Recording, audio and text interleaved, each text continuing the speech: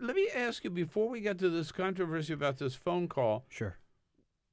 do you know what are we doing in Niger in the first place? Well, again, thank you for having me. The main part of why we're out there right now is to help our partner states, our allies, in the fight against terror.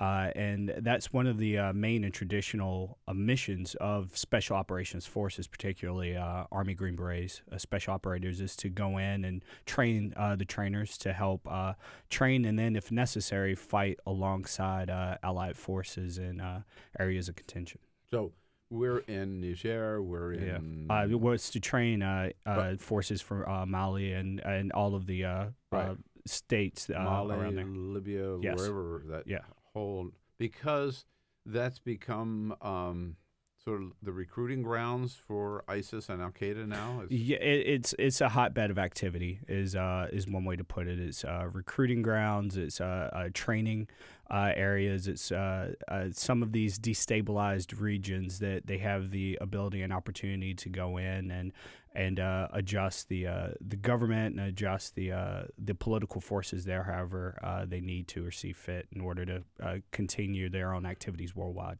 I checked this morning that this all started under President Obama in 2013 with 100 troops being sent there. We now have 800. Yes. This is all very much under the radar, isn't it? It is very much so, and to some degree, personally, in terms of Operation Security, OPSEC, I'm happy that they have it that way.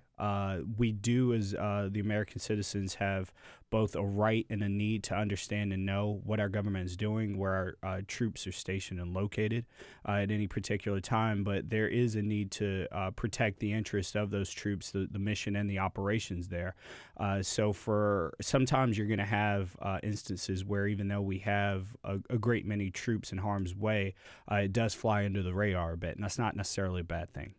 There seem to be some questions, and it'll be a while before we know all about this particular raid and this ambush. Mm-hmm. Were they properly prepared and protected in this mission, do you believe? I don't know how to properly address that directly. What I'll say is that having friends who have served in special operations units, I know that they go through a tremendous amount of preparation, of training, of foresight before they enter into any type of activities, whether they be kinetic or non-kinetic, more the traditional teaching role.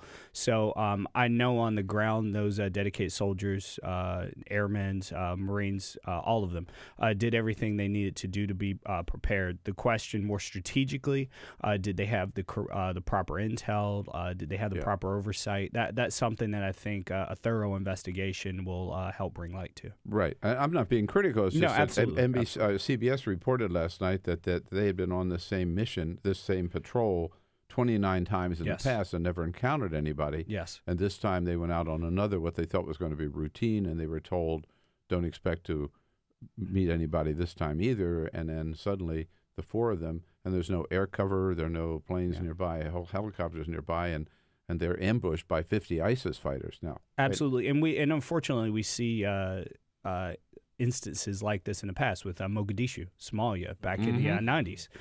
You see for the situation at Black Hawk Down was based on. You see individuals, Rangers, going out saying, hey, it's going to be absolutely routine. You don't need your night optical devices, your nods tonight. We don't need to take extra ammo. And, unfortunately, look what happened. So I think, again, this is where a thorough investigation from both the Pentagon and the Hill is really going to help bring to light what exactly did happen and what the overall circumstances were. Just like if we could dig into Benghazi the way we did and have officials continue to say, there's no smoke or no fire, I don't see why we shouldn't be digging into this situation as well. Absolutely, and an excellent point. Now,